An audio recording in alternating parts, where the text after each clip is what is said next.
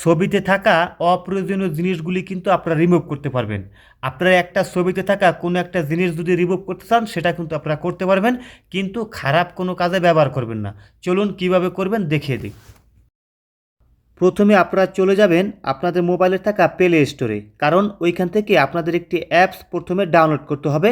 সেই অ্যাপসটার নাম হচ্ছে ম্যাজিক এরেজার। ঠিক আছে, আমার অলরেডি ডাউনলোড করা আছে, আমি আপনাদেরকে একবার দেখাই। আপনারা প্লে স্টোরে যাবেন, যাওয়ার পর এখানে গিয়ে লিখবেন ম্যাজিক এরেজার। ঠিক আছে, এই অ্যাপটি প্রথমে আপনারা ডাউনলোড করবেন। দেখুন আমার অলরেডি কিন্তু ডাউনলোড করা আছে। এই অ্যাপটি প্রথমে আপনারা ডাউনলোড করবেন, ডাউনলোড করার পর ওপেন করবেন। আরেকটি কথা সেটা হলো কি, প্রথমে আপনারা প্লে স্টোর থেকে ডাউনলোড করবেন। যদি প্লে স্টোর থেকে ডাউনলোড করার পরে না হয়, সেক্ষেত্রে আমাদের টেলিগ্রাম চ্যানেল আছে, ওইখান থেকে আপনারা ডাউনলোড করে নেবেন।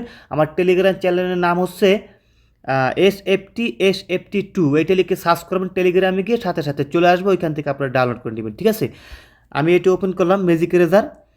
ওপেন করার পরে আপনাদের সামনে এইরকম ইন্টারফেস চলে আসবে। আসার পরে দেখবেন লেখা থাকবে রিমুভ অবজেক্ট।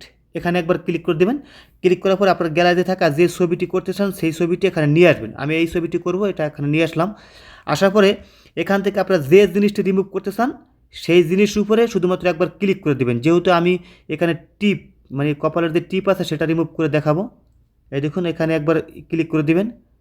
ক্লিক করার পরে দেখবেন লেখা থাকবে, আমি আবার দেখাই, এভাবে সিলেক্ট করে দিবেন। তারপর লেখা আসবে রিমুভ, রিমুভে ক্লিক করে দিবেন। দেখুন সাথে সাথে রিমুভ হয়ে যাবে।